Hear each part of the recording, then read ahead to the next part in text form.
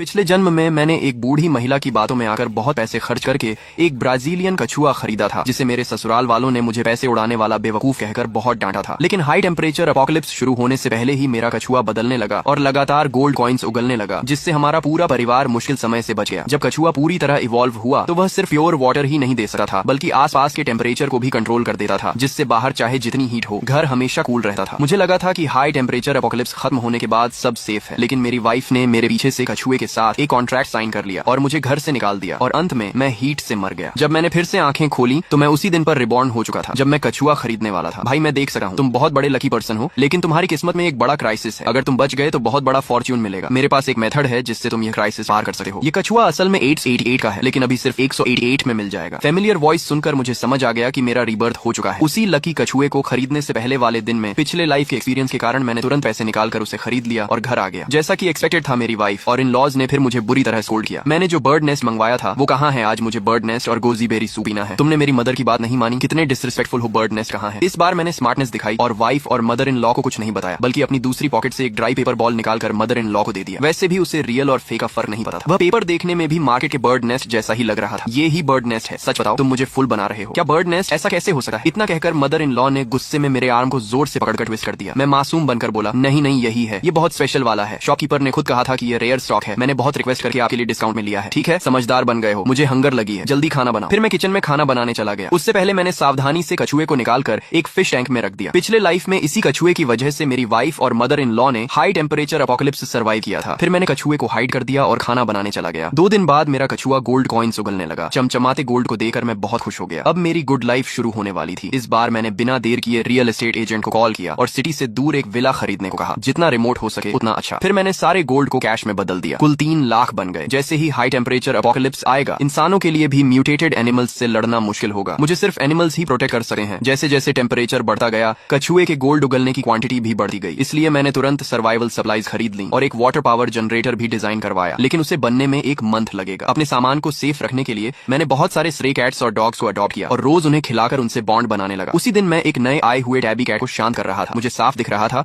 कि वह जल्द ही म्यूटेट होने वाला है और जल्दी ही उसकी इंटेलिजेंस अवेकन हो जाएगी। मैंने एक प्लेट में फ्रेश मीट रखा और तभी सामने वाले घर का ओल्ड मैन आ गया। वह मुझसे हमेशा फाइट करता था। पिछले लाइफ में भी वही मेरी वाइफ के कान भरकर मुझे घर से निकलवाने का रीजन बना था और मुझे हीट से मरने दिया था। इस बार उसने मुझे इतने अच्छे मीट से कैट को खिलाते देखा तो वह एंग्री हो गया। इतना अच्छा मीट एनिमल्स को दे रहे हो, पागल हो क्या? तू पागल है? ओह, अब रिप्लाई भी देने लगा, इसीलिए तेरी मदर इन लॉ तुझे फुल कहती है। इतना कहकर वह चला गया और मेरा फेस वाइट पड़ गया। वह फिर से कंप्लेंट करने गया था। वह मेरी वाइफ का फर्स्ट लव था और बाद में मदर इन लॉ ने उससे रिजेक्ट कर दिया था, जैसा कि एक्सपेक्टेड था। मेरी वाइफ और इन लॉज तुरंत आ गए और मुझे क्वेश्चन करने लगे। मेरी वाइफ ने कैट का बाउल पलट दिया और बोली, इंसान को ठीक से फूड नहीं मिल रहा और तुम कैट को खिला रहे हो। निकम्मे आदमी, क्या तुम चाहते हो मैं तुम्हें मारूं? उसकी मुठियां बारिश की तरह मेरे ऊपर बरसने लगी। वहीं जी बोदा आग में घी डालते हुए बोला, अगर मैं तुम्हारे घर का दामाद होता तो इतनी अच्छी मीट जानवरों को कभी न खिलाता। मैं तो इससे अपने सास ससुर की सेवा में लगा था। ये सुनकर सास बहुत खुश हुई। वो जी बोदा को जितना देखती उतना खुश होती और मुझे देखकर उतना ही चिढ़ जाती। फिर बोली, काश मेरी बेटी की शादी उसी से हुई होती। तुम्हारा क्या फायदा? मेरी आंखों में नफरत भरती जा रही थी। ये लोग ज्यादा दिन जिंदा नहीं बचेंगे। मैं इन्हें जरूर सबक सिखाऊंगा। उस मारपीट के बाद मैं और सावधान होकर कॉलोनी में स्ट्रे कैट्स और डॉग्स को खाना खिलाने लगा। आखिर मेरी लगातार मेहनत के बाद कई जानवर मेरे करीब हो गए। इसी बीच तापमान धीरे धीरे बढ़ने लगा। शुरुआत में तापमान सिर्फ 30 डिग्री था, लेकिन तभी से पूरा परिवार परेशान हो गया। कोई घर से बाहर निकलना नहीं चाहता था। फिर लगातार 1 हफ्ते तक गर्मी बढ़ती रही और कम होने का नाम नहीं लिया। तब लोगों को एहसास हुआ कि कुछ बहुत गलत हो रहा है। एक्सपर्ट्स ने एनालिसिस करके बताया कि धरती अब हाई टेम्परेचर एपोकलिप्स में प्रवेश कर चुकी है। रिसर्चर्स ने पाया कि कई जीव म्यूटेट होना शुरू हो गए हैं। उन्होंने कहा, अगर इंसान इस एपोकलिप्स से बच गया तो सिविलाइजेशन एक नए लेवल पर पहुंच जाएगी। न्यूज में लोगों को ज्यादा से ज्यादा सामान जमा करने को कहा गया, जिसके कारण खाने की भारी कमी हो गई। अब 1 किलो अनाज 1 किलो सोने जितना कीमती हो गया था। ऊपर से घर में मैं भी था जिसे वो मुफ्तखोर समझते थे। इसलिए सास ससुर मुझे और नापसंद करने लगे। चाहे मेरी गलती ना हो, सिर्फ खाना बनाते समय भी मुझे डांट पड़ती। तभी पत्नी का पहला प्यार जी बोदा हमारे घर आया। उसके घर में खाना खत्म हो चुका था और वो बेचारगी से मेरी पत्नी को देख रहा था। पत्नी ने तुरंत उसे अंदर बुला लिया और बोली, चिंता मत करो, हमारे घर में अभी काफी खाना है। घर में एक और इंसान बढ़ते ही सास ससुर नाराज हो गए, लेकिन पत्नी से कुछ कहने की हिम्मत नहीं हुई, इसलिए इशारों में मुझे बोलने को कहा। मैं डरते हुए पत्नी के पास गया और बोला, रुयान, हमारे पास इतना खाना नहीं कि एपोकलिप्स निकल जाए। एक आदमी बढ़ेगा तो एक पेट और बढ़ेगा। चाहे तुम अपनी ना सोचो, लेकिन सास ससुर के बारे में तो सोचो। मेरी बात खत्म होते ही पत्नी ने मुझे लात मार दी और बोली, तुम उसकी बराबरी कर सकते हो, तुम हो क्या आखिर? मैंने ठंडी हंसी छोड़ी, लेकिन चेहरे पर कुछ जाहिर नहीं होने दिया। फिर जी बोदा के पीछे पीछे कमरे में गया ताकि उसकी सेवा कर सकूं, लेकिन उसने मुझे रोक दिया। वो मेरे सामने ही खुद को इस घर का असली दामाद बताकर पत्नी से बोला, घर में खाना कम है, फिर भी इस निकम्मे को पाल रखा है, ऊपर से ये बहुत खाता भी है। मेरी मानो तो इसे घर से निकाल दो। उसकी बात सुनकर पत्नी और सास ससुर सच में सोचने लगे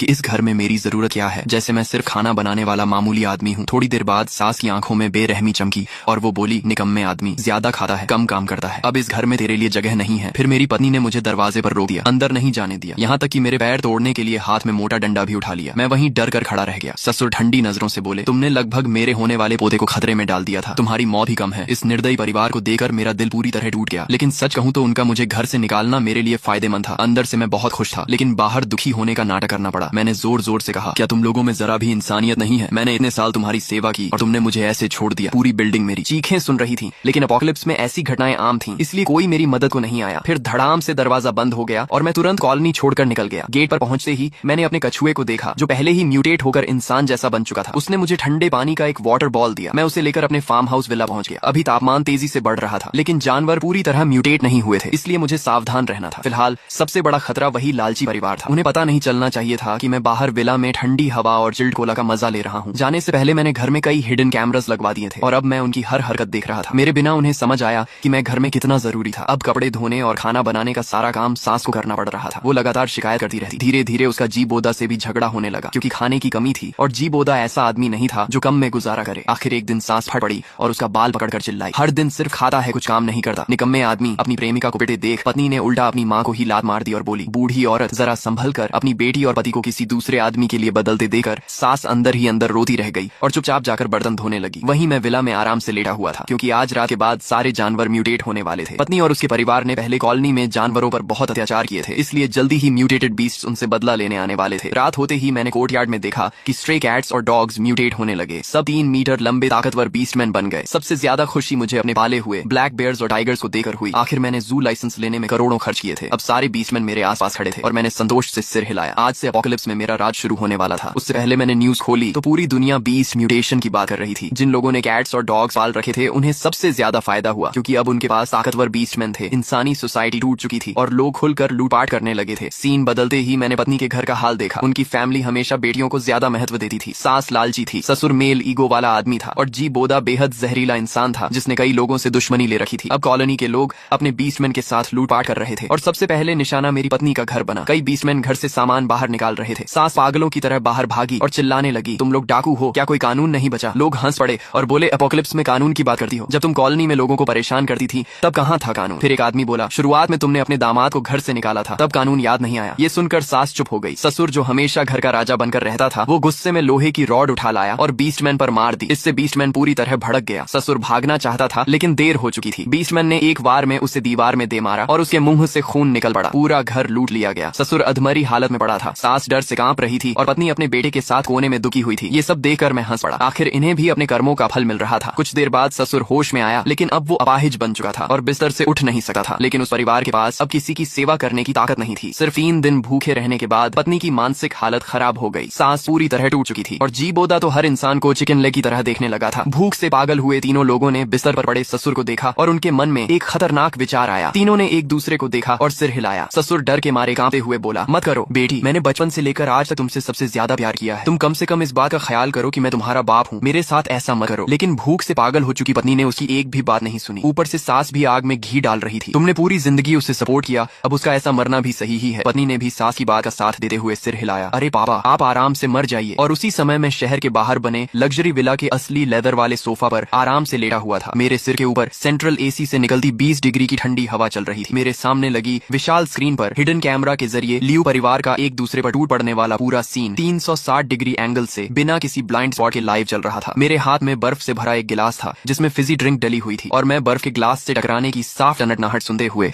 अपने होंठों पर ठंडी मॉकिंग स्माइल ली बैठा था। पिछली जिंदगी में यही निर्दयी लोग मेरे रिसोर्सेज छीनने के लिए बिना किसी दया के मेरे साथ भी बिल्कुल ऐसा ही कर चुके थे। उन्होंने मुझे बेरहमी से घर से बाहर निकाल दिया था ताकि मैं बाहर 60 डिग्री की गर्मी में तड़प तड़प कर मर जाऊं। अब वही जंगल का कानून वाला नरक आखिरकार उनकी जिंदगी में आ चुका था। लेकिन मैं जानता था कि ये अभी सिर्फ शुरुआत है। उनकी असली तबाही अभी बाकी थी। मैंने आराम से सीसीटीवी बंद किया और सोफे से उठ खड़ा हुआ, क्योंकि अब मेरे सामने एक और बड़ा प्रॉब्लम खड़ा हो चुका था। जैसे जैसे तापमान बढ़कर 65 डिग्री पार कर रहा था, पूरी दुनिया में म्यूटेंट एवोल्यूशन बहुत तेजी से बढ़ने लगा था। मैं विला की बड़ी ग्लास विंडो के सामने खड़ा होकर बाहर अपने कोर्टयार्ड को देख रहा था, जहां मेरे पाले हुए सारे स्ट्रे एनिमल्स अब पूरी तरह बीस्ट फॉर्म में बदल चुके थे। जो बिल्ली पहले हड्डियों का ढांचा लगती थी, अब उसका शरीर एक बड़े बाघ जितना विशाल हो चुका था। उसकी मसल्स फटने जैसी लग रही थी और उसके बाल मेटल की तरह चमक रहे थे। वहीं स्ट्रे डॉग्स अब 3 मीटर लंबे मॉन्स्टर डॉगमैन बन चुके थे, जो इंसानों की तरह सीधे सीधे चल सकते थे और उनके पंजे इतने खतरनाक थे कि आधा मीटर मोटी कंक्रीट वॉल को भी एक झटके में तोड़ सकते थे। लेकिन सबसे ज्यादा डरावने वो काले भालू और बाघ थे जो चलते फिरते स्टील फोर्ट्रेस जैसे लग रहे थे। उनकी सांसों से निकलने वाला प्रेशर तक हवा को हिला देता था। इन खतरनाक बीस्ट बॉडीगार्ड्स के रहते अपोकलिप्स में कोई भी मुझे छूने की हिम्मत नहीं कर सकता था। लेकिन इसके साथ एक नई मुसीबत भी शुरू हो गई। इन एनिमल्स के बीस्ट इवॉल्व होने के बाद उनकी ताकत और मेटाबॉलिज्म कई गुना बढ़ गया था, जिसकी वजह से उनका खाना भी बेहद ज्यादा हो गया था। मैंने अभी फीडिंग करते वक्त हिसाब लगाया था कि सिर्फ एक इवॉल्व्ड ब्लैक बेयर अकेले एक बार में आधा सुअर खा जाता है। मैंने जो 3 मिलियन खर्च करके माउंटेन्स जितना सामान जमा किया था वो अकेले मेरे लिए कई जन्म तक काफी था। लेकिन अगर इन सैकड़ों बीस्ट को भी खिलाना पड़े तो ये सामान 3 महीने भी नहीं टिकेगा। और अपोकलिप्स में बैठे बैठे रिसोर्सेज खत्म करना सबसे बड़ी बेवकूफी होती है। इसीलिए मैंने फैसला किया कि अब अपोकलिप्स में फार्मिंग शुरू करनी होगी। वैसे भी अब मेरे पास वो डिवाइन टर्टल था। अब वो पहले जैसा हथेली जितना छोटा कछुआ नहीं रहा था।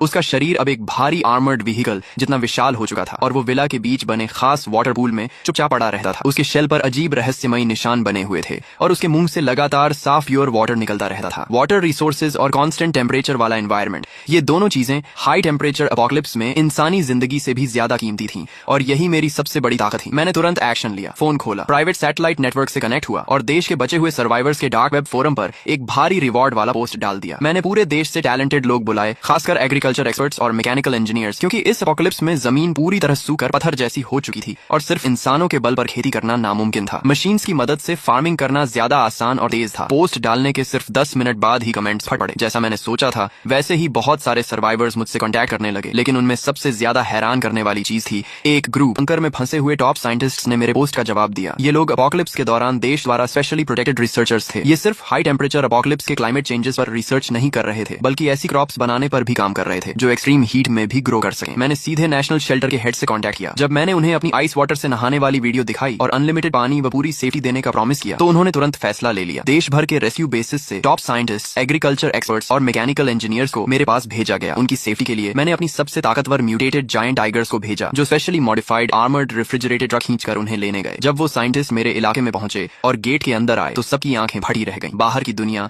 60 डिग्री से ज्यादा गर्मी वाला नर्क बन चुकी थी। रोड्स तक पिघल रही थी, लेकिन यहाँ ठंडी हवा चल रही थी। हर तरफ हरियाली थी और थर्मोमीटर सीधा 22 डिग्री पर रुका हुआ था। सबसे ज्यादा डर उन्हें तब लगा जब उन्होंने विला के अंदर और बाहर सैकड़ों विशाल बीस्टमैन को देखा जो बुलेट प्रूफ टैक्टिकल वेस्ट पहने ट्रेन्ड बॉडीगार्ड्स की तरह खड़े थे। लेकिन असली शॉक तब मिला जब उन्होंने पूल में मौजूद उस डिवाइन टर्टल को देखा। उसके मुंह से वाटरफॉल की तरह लगातार साफ प्योर वाटर निकल रहा था। ये देखकर कई बूढ़े एग्रीकल्चर एक्सपर्ट्स की आंखों में आंसू आ गए और वो वहीं घुटनों पर बैठ गए। ये मिरेकल है, लाइफ साइंस का मिरेकल। चीफ एग्रीकल्चर प्रोफेसर लिन लैंग ने मेरा हाथ पकड़ते हुए कांपती आवाज में कहा, अब इस एंडलेस वाटर सोर्स और कांस्टेंट टेम्परेचर फील्ड की वजह से अपोकलिप्स में फार्मिंग पॉसिबल हो गई है। ह्यूमैनिटी बच सकी है। उसके बाद सब तुरंत काम में लग गए। एक्सपर्ट्स ने बीस्टमैन को हैवी लेबर की तरह इस्तेमाल करते हुए विला के आसपास की जमीन पर तेजी से खेती शुरू कर दी। हमने बहुत बड़े ग्रीन हाउस बनाए जो latest aerospace heat insulation material से बने थे। ये बाहर की 60 डिग्री वाली डेडली हीट और अल्ट्रा वायलेट रेस को पूरी तरह रोक देते थे। ऊपर से टर्टल के वाटर कूलिंग सिस्टम की वजह से ग्रीन हाउस के अंदर का टेम्परेचर हमेशा 25 डिग्री पर रहता था जो खेती के लिए परफेक्ट था। सीड्स व specially gene edited drought resistant crops लाए थे। Pure water